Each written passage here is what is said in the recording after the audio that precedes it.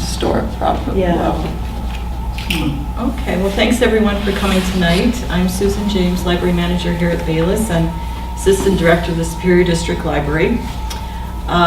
Tonight we have Taylor Kramer from the Alzheimer's Association to tell us the 10 signs of Alzheimer's and notify us that early detection matters. On the back table there are some items about events coming up next week, especially with our NEA Big Read.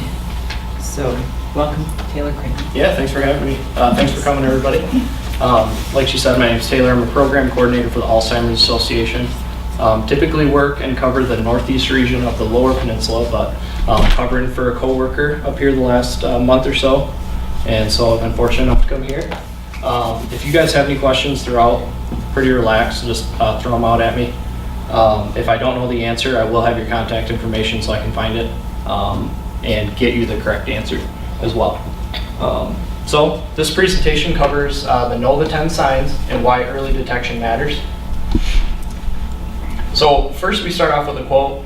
It says, if we could have had a correct diagnosis even 2 years earlier, it would have given us more time to plan, to do the things that can result in a good quality of life, and to accomplish things we always wanted to do that got put off for this reason or that.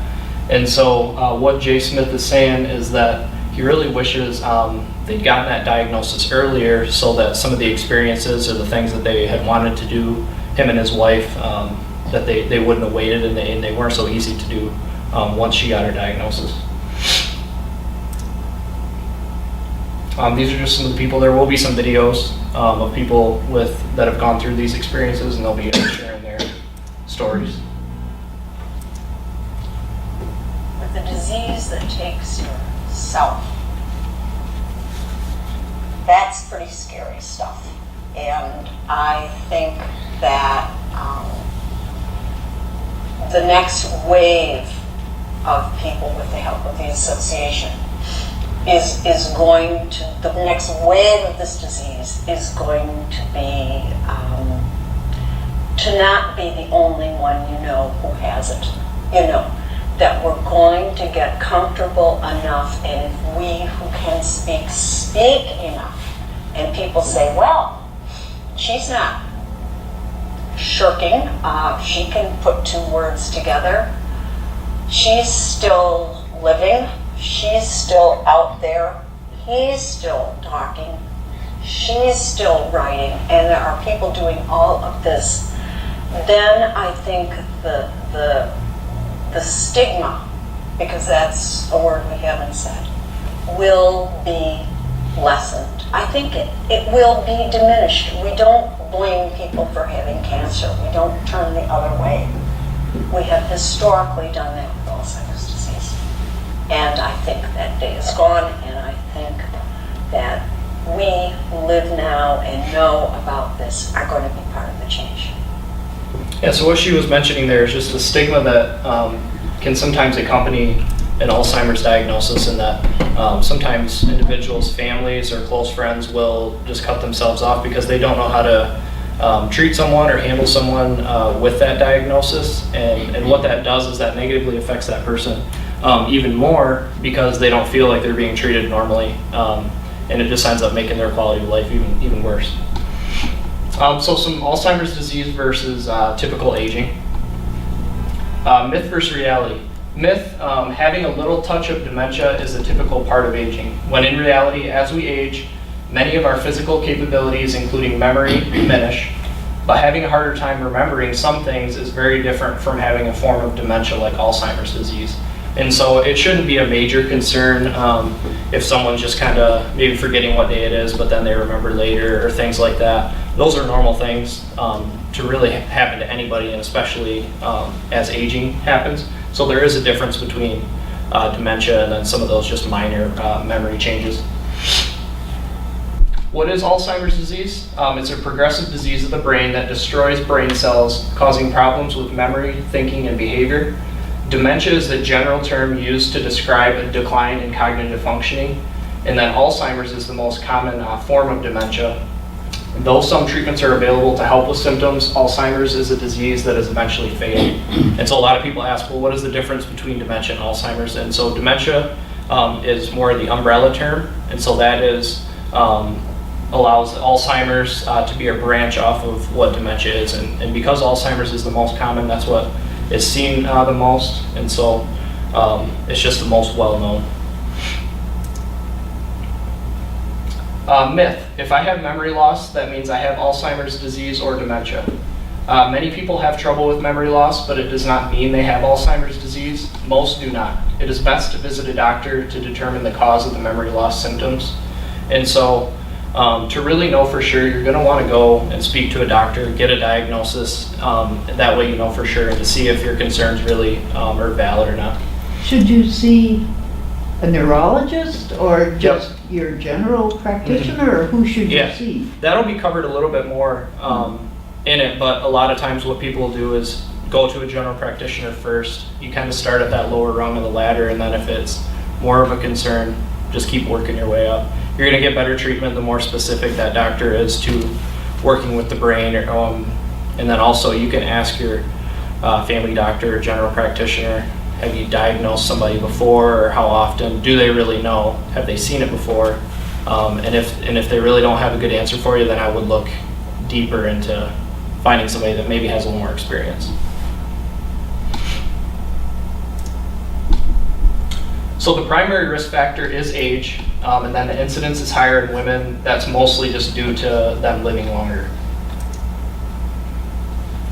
Myth: if Alzheimer's disease runs in your family, genetic testing will tell you whether you will get Alzheimer's disease too, when in reality, having a parent or sibling with Alzheimer's disease does increase one's risk of developing the disease, but genetics is not the only risk factor.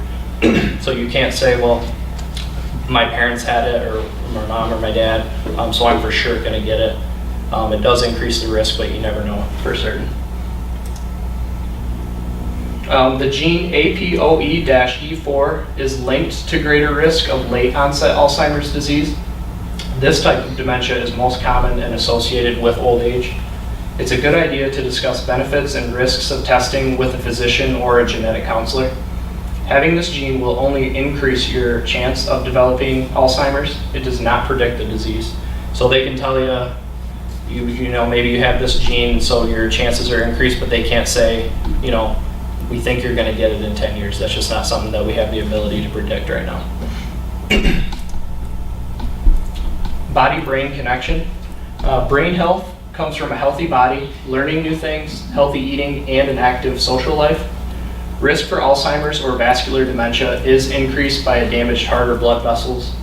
Diabetes in midlife can lead to Alzheimer's decades later, and there is a strong link between serious head injury and risk for dementia. And so what that top part is saying is that it is good to maintain a healthy body, a healthy mind. There is no 100% sure way to prevent the onset of Alzheimer's disease, but the way a lot of people will look at it is, well, I might as well do these things. It can't be a negative. There can't be a negative to staying healthy later in life, and hope that it is a preventative measure. So now we're on to the 10 warning signs. Number 1, memory changes that disrupt daily life. So these are going to be things that you're noticing that really do maybe throw a wrench in your day or your family member or friend's day. Forgetting something recently learned, asking the same information over and over, and then relying on memory aids or family members for things you used to handle alone.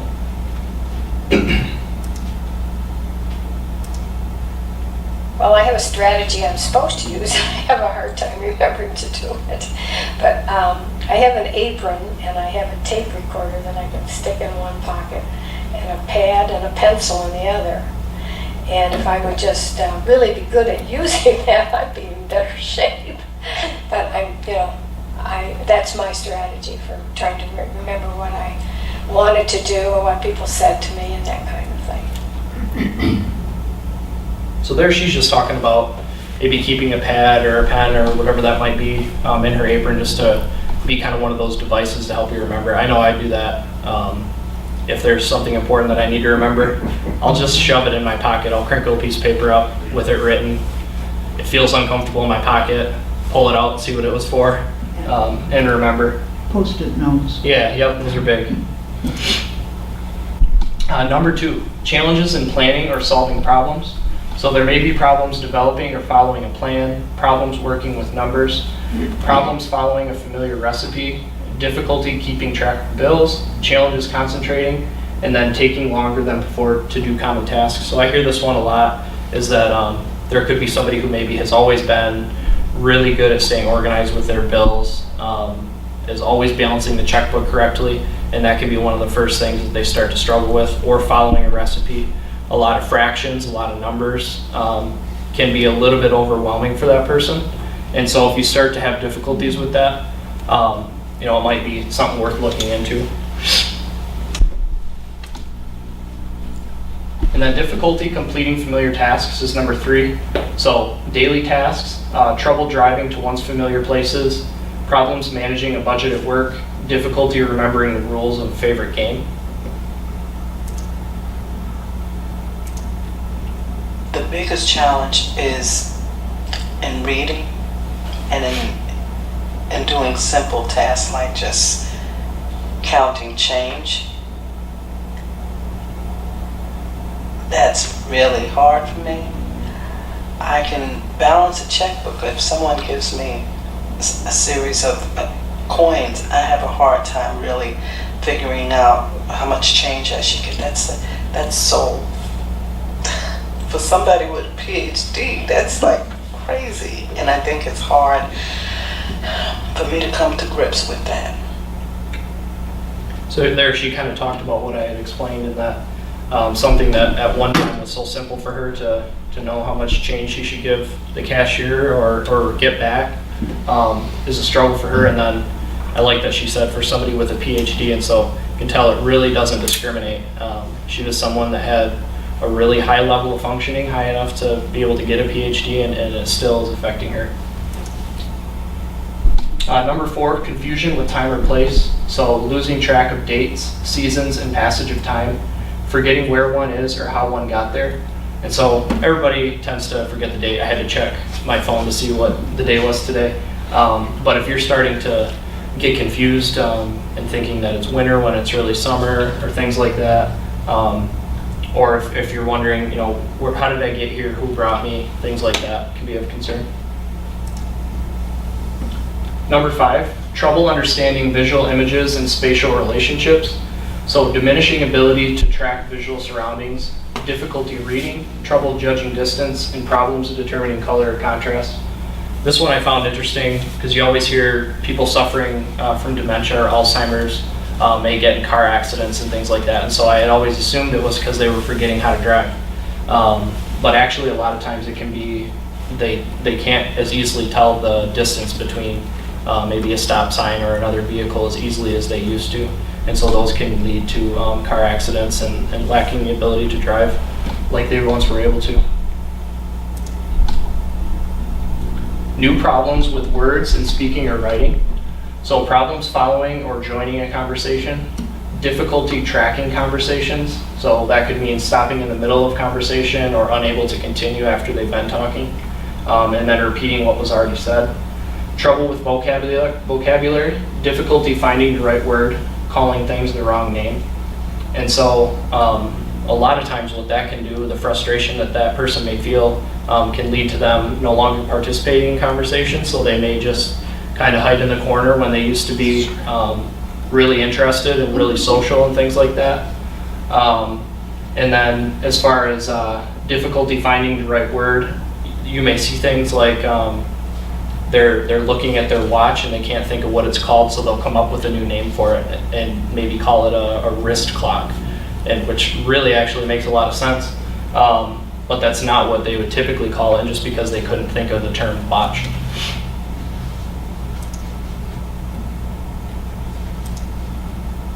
My sister, who lives in North Carolina, I live in New York, I sent her an email.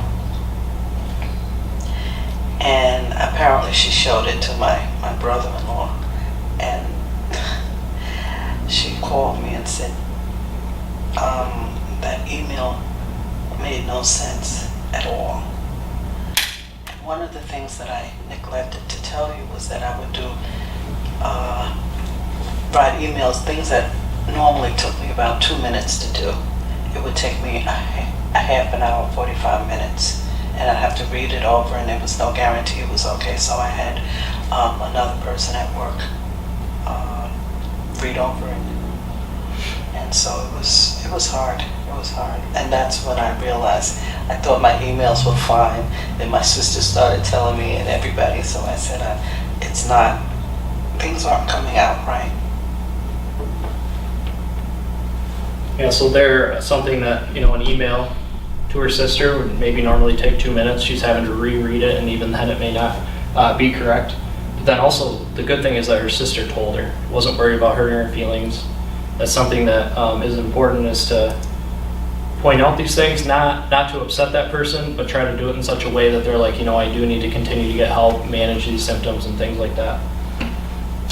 Number 7, misplacing things and losing the ability to retrace steps. So putting things in unusual places like your wallet and a fruit bowl. Having increasing difficulty retracing steps to locate a missing item, and accusing others of stealing. And so the accusing others of stealing is actually really common. And so how I try to understand that is when a person, you're so certain you left something where you thought you left it, and there in your mind there's no other reason that it's not there. And so you then turn to a relative that would have no reason to steal your car keys or things like that, and blame them. And so then they may get upset, and it just ends up making the whole situation a lot worse. And so just the way that the brain starts to work and process those things is that it wasn't them that lost it, someone stole it, and that's how they try to rationalize that their things are missing.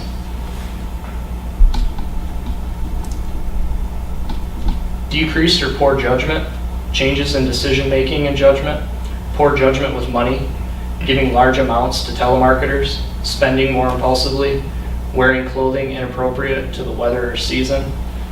So that's something that I've come across, is that maybe someone has really fallen for those infomercials all of a sudden. And so they're dialing every 1-800 number and trying to buy the newest product that's being advertised, or saying, okay, well, let's go to the mall or wherever it may be in the middle of winter, and they put shorts on because they think that's what the season would be. Withdrawal from work or social activities. So they may start to withdraw from hobbies, social activities, work projects, or family gatherings. Losing track of a favorite sports team, forgetting how to engage in a favorite hobby, or avoiding social situations. So that could be something like somebody plays poker every Tuesday or goes to bingo every Wednesday, and it was the highlight of their week, and it was something that they would never miss. And they look forward to seeing their friends and having those conversations and playing those games. And then all of a sudden just losing that interest. And it may not be that they no longer enjoy those games, it's that they don't feel themselves when they can't actually participate in a conversation like they used to. And so the frustration for them isn't worth going out and participating and being around those people anymore.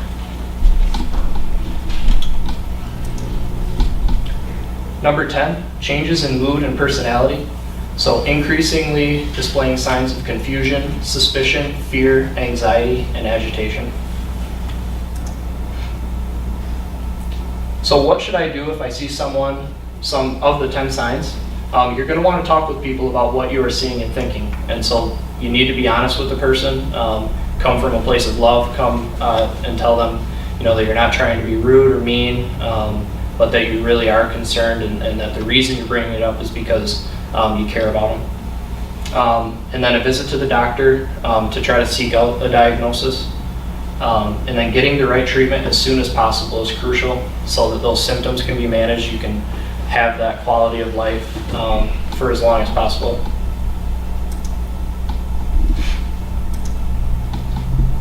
I would hope that families could be gentle but straightforward. I would hope that they wouldn't minimize the challenge of this or make it larger than it needs to be.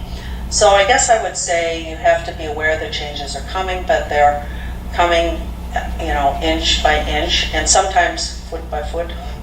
But most often, You just have to talk about it. Not to be afraid to talk about it, not to be worried about how to talk about it, but talk about it. Because if you don't, I think that there's going to be 1 or 2 days where you just find there are arresting moments and you have no idea where to put that or how to manage that.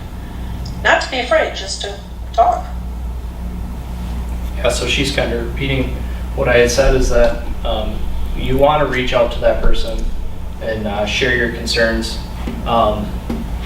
And the earlier the better, before maybe a major crisis happens from some of their behaviors and things like that, because then your decisions are going to have to be made in the moment, and you won't have as much time to plan and prepare and think about what you should be doing. So you want to do that as early as possible. A myth: there's no point in getting diagnosed because dementia is not curable or treatable. It will just upset my family and me, so why do it? When in reality, early diagnosis is the only way to get early treatment for any diagnosis. And then there's always the possibility that it's not Alzheimer's or dementia. Some detected problems can be treated or reversed. Some can be life-threatening if not detected or treated promptly. And it's important not to ignore changes or assume it is Alzheimer's. And so that's why you always want to encourage somebody to go seek out a diagnosis. That way the doctor can be thorough in what they check for, and they can determine, maybe there's something like there's some fluid on the brain that's actually affecting the memory, and that can be reversed. Or is it due to some mini strokes or things like that? And so it's always better, because some of these symptoms can be mimicked by other things, to find out exactly what you're dealing with.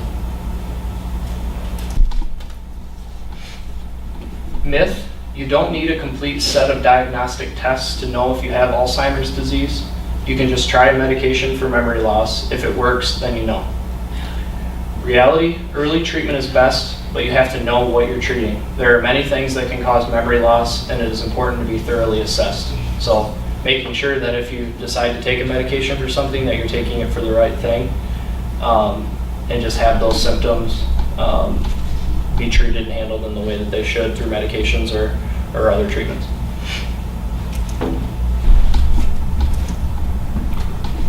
And he actually for 6 months called this mild cognitive impairment. And I kept seeing him every 6 months, and he finally, maybe the second visit or the third visit, he said, I hate to tell you this, but you are early onset Alzheimer's.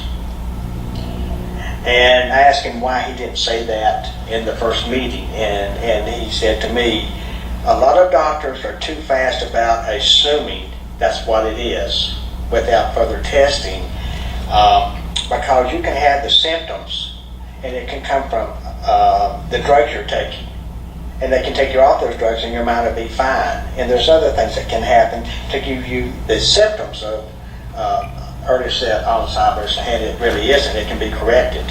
And he just wanted to be sure before he did anything.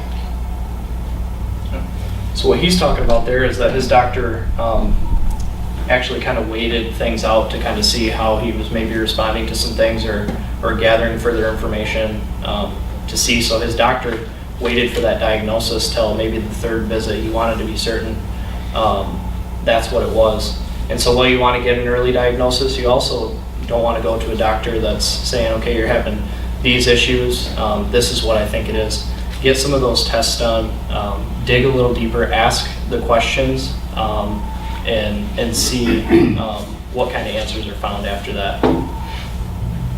Diagnostic steps can include history from the patient, close family, and friends, then a physical exam, a mental status exam, a neurological exam, and brain scans.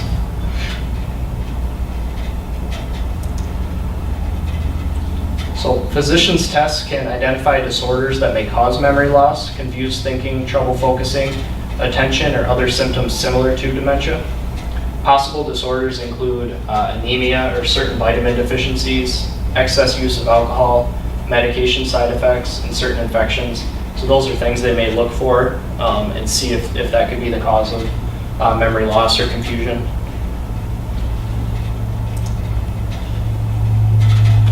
Some other forms of dementia They include vascular dementia, mixed dementia, frontotemporal lobar degeneration, and then dementia with Lewy bodies.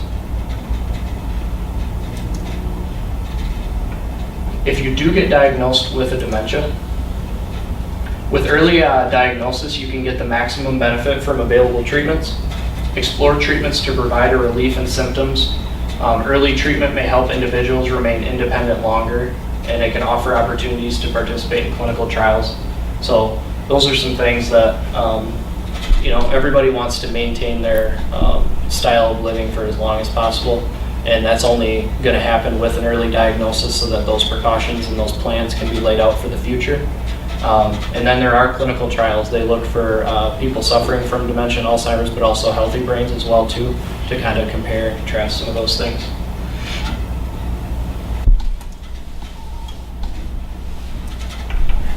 Early diagnosis is very important, because it's like with anything, if you start early, you'll have more success in the treatment of it.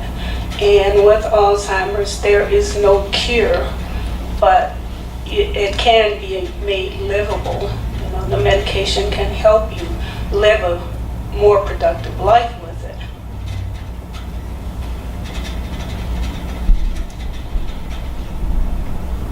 Some medications are designed to help relieve some of the symptoms, but none can stop the progression of the disease. So there's some cholinesterase inhibitors. Receptor antagonists may temporarily improve symptoms. Other medications can help with mood and behavior changes, and then talk to doctors about what treatment is best. And so there may be some things as far as mood and behavior. Maybe some medications can be given to prevent some of the anxiety that can accompany the disease and things like that. So where they can come from that different angle and try to improve the daily life that way as well. With early diagnosis, you can have more time to consider and plan for the future. So participate in arranging your own care, like living arrangements, safety, financial and legal matters, and transportation. So that's one I'm always saying to family members or friends is get the opinions of people while they are in a better state of mind, so that they can have control over their future, and then you're not left to guess what they might want when they can't totally express themselves the way they should. And so to plan ahead, then you can be sure they're getting their wishes met. And then be empowered to make decisions, build the right care team and social network.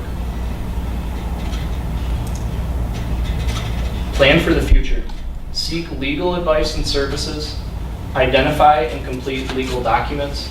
Make plans for medical and treatment decisions. Make plans for finances and property. Name a person to make decisions on your behalf when you no longer can. And so just lining those individuals up, whether it would be a child or a younger relative or whoever it might be, someone that you trust that's going to have your best interest in mind, to make some of those tough decisions when the time might come. You are not alone. These are just some of our resources. A lot of those can be found on the back of the larger pamphlet, the Know the 10 Signs. The helpline number is just an awesome resource. They have databases of tools and resources. So if you were to call that number, that would go to the main branch in Southfield near Detroit. And then if there's more specific resources that you would need, they would then connect with more local branches so they can provide those things. And then the website, alz.org, is awesome. They're constantly adding new information and things like that. You can find a lot of stuff on your own there too as well, like local support groups and things like that too.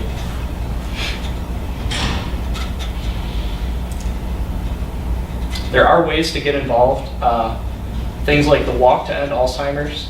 So there's one coming up this next weekend in Traverse City, so I'll be participating in that one.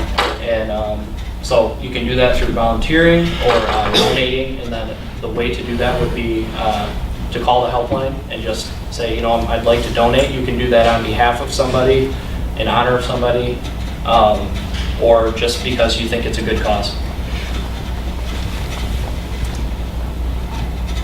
If you do notice signs, talk about what's happening, see a doctor, find out why it's happening and what to do about it, And then follow up on all diagnostic and treatment recommendations, and follow up with resources from chapter. And so the chapter for here is located in Marquette, but people can come to you as well and look at what services might be needed. My passion in life is to have people diagnosed as early as I was, so that the good part of their life can be extended. I wear an Alzheimer's bracelet every day that says there's reason to hope, and I think that's kind of my mantra.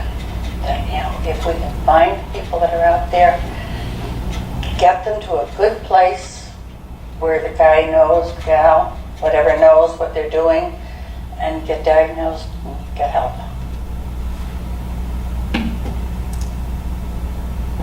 That's the helpline number. And then for more information regarding what we went over, alz.org/10 signs. And that's it. If there's any questions, or yeah, go ahead. Has there been any statistics put together as to what percentage of people, of us, get Alzheimer's? Oh, there would be a 2016 fact sheet. I don't have it all memorized, but that is on the website. And so I can put together some of that stuff. I don't know. They can make estimations for sure, but they are thinking, it's actually in one of our other presentations, they're saying with the influx of individuals that are aging due to the baby boomer generation, the healthcare system is going to be facing a huge uphill battle, and so there is going to be a major influx. Does that mean that it's becoming more common? Maybe not. There's just more people. Yeah. That's going to change the numbers, the percentages tremendously, won't it? Yeah. Yep. And so then it'll drop in about. Yeah, and then it'll look like everything got better. With the number of veterans coming back with head trauma from Iraq and Afghanistan, can we expect in 20, 30 years some of these individuals may develop Alzheimer's? Yeah, I would think. I mean, there is that correlation between, head trauma, and it's just too bad. I mean, the brain is such a complicated thing, and the research is being done all the time, but it's not fast enough or on the scale that it needs to be. Yeah. More and more because of that. Yeah. Once you know it's early Alzheimer's, how do you treat it? Then they're just gonna treat some of the symptoms, and so they're gonna have to look at, how quickly is it progressing, and things like that, and then making a lot of those plans as far as what the future is gonna hold. And so that's another part of my position would be looking at more from the lifestyle aspect is, this is what you need to prepare for. This is what you need to be relaying to family members so that they can treat you the way that they should be maybe in the next couple of years. But as far as that goes, that's all going to come down to what the doctor recommends as far as medication. Is there medication? It can be, yeah. There are medications? To treat, to manage symptoms. And then there's some medications where they say, because everybody reacts to them differently. And so what can happen is they may prescribe a medication that all of a sudden fixes this one symptom, but it wears off after a little bit. And so you get the hopes of the family up because they're like, man, this person has been doing great for the last 2 weeks, and then something changed and they regress again. And so, yeah, it's going to be at the discretion of the doctor as far as what symptoms are being shown and what medications are going to help. There are a lot more medications now than there were, 20 years ago, though. Yeah. And they seem to be developing more to cope with various aspects of it. Yeah, I think they are really pushing to get ready for the influx because the healthcare system, might not be able to handle it. And so I had seen, I think it was on Good Morning America a couple weeks ago, there was some new potential miracle drug regarding Alzheimer's. And then you watch that and you get excited, and then they say, but it may not be out for another 15 years. And so, okay, why are you reporting on it right now? But, what length of time would you say is a slow onset, and what length of time would you say is a long, quick entry and Alzheimer's?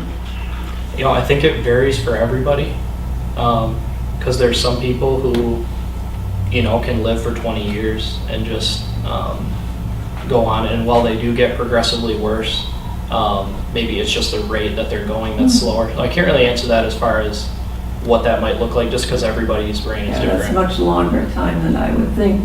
In terms of the shortest, they observe people, their span before they really have no memory at all.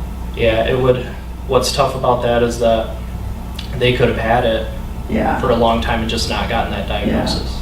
Yeah. And so I don't know that there's a way to answer that, because I hear you.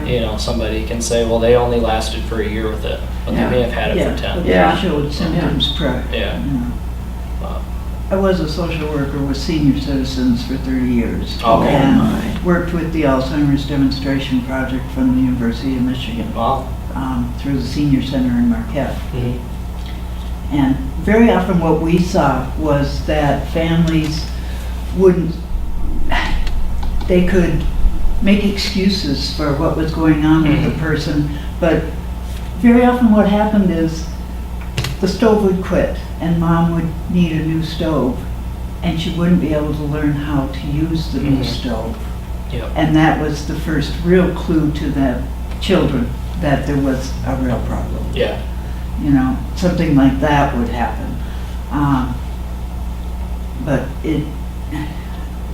I can't imagine the numbers that are going to be Mhm. diagnosed in the next 10, 20 years. It's going to be, Yeah. it's scary to think that there's not going to be enough caregivers either. Mhm. Yeah. You said, passing, that there are some changes that you could see on brain scans Mhm. that correlate with structural changes in your brain with Alzheimer's? Yeah. No, I don't know all the science behind that, and I don't want to give you the wrong information, but I know that I think that would be one of the more in-depth things that they would be doing, is taking some of those scans and kind of seeing. You can see how the brain changes in the sense that I think some ventricles and things like that will get larger, and then there's some major changes like near the hippocampus. I don't know a whole lot of that stuff. I don't want to claim to, but yeah, they can see, a healthy brain next to a brain that may have Alzheimer's, and some of those definite changes in like the physical look of it. Rather than just an autopsy. Yeah, yeah. That's amazing Yep. to Yeah. be able to do that. Mhm. I mean, it used to be the only definitive was if Yeah. the brain was autopsied. Is there probably no easy way to answer this one either? How do I differentiate between just, the aging process and Alzheimer's? Is it the number of symptoms? The Yeah. number of checks I have, or one would have on that Yeah. checklist, or? What I would do is look at it from does it start to affect daily living? And so Okay. when someone's going to the bank and they're depositing some money and they forget what the date is, pretty normal. If they're starting to forget the seasons or things like that, or forgetting how to follow a recipe. They made chocolate chip cookies for the last 25 years the exact same way. They could do it with their eyes closed, and all of a sudden they can't. It would just be some of those more larger signs that you'd have to look for. And I think you'd recognize them if you saw them, as far as, Yeah. Is this Alarming, age-related? a little bit Yeah. alarming, or just Yeah. kind of? Yeah. Yeah. So you got to use your own discretion, but it's tough. Yeah. Is it 3? Is it 4 out of 10? I don't know, but I think it's how often is that? If it's step 3, how often is that happening, and at what scale, too?